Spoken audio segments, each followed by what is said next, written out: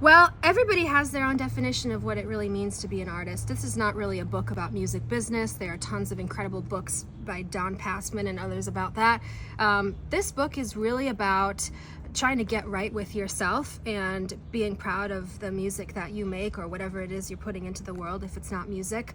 This book is about showing up in the world in a way that makes you proud and makes you feel dignified and hopeful, and that's something that I strive for every day. What kind of value does this book bring to the beginning musician?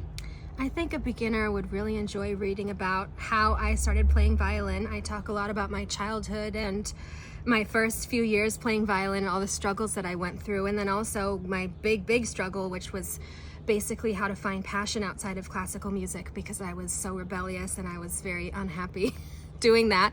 I didn't really show much promise. But then I found jazz when I was about 15 years old, and it really changed my life. So this book really, for a big piece of it in the beginning, really talks about going through these different experiences, trying to find the right teachers, and really figuring out where you belong in the world as a musician, which has been such a core piece of my journey.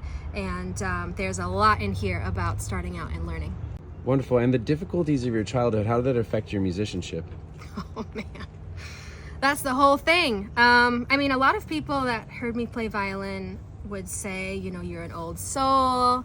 Wow, you play with so much sensitivity, or whatever it is. And it's like when you grow up as a child of trauma, sometimes that energy needs to go somewhere. And thank God I was able to channel it into playing violin, which was a positive thing. But I really care about my tone, and I really care about the way I play, because it's the way that I process everything that happened to me. And I really feel like the way I play is hopefully able to atone for some of the sins of the past, and I feel like I'm really bringing peace into myself and into my whole world with the way that I play. So it's not just about licks for me. There's a deeper purpose, and hopefully this book explains some of that. Definitely, that was the most difficult aspect of my childhood, was just staying focused and trying to, again, have a positive mindset, keep myself motivated. My parents were both classical violinists, but they were not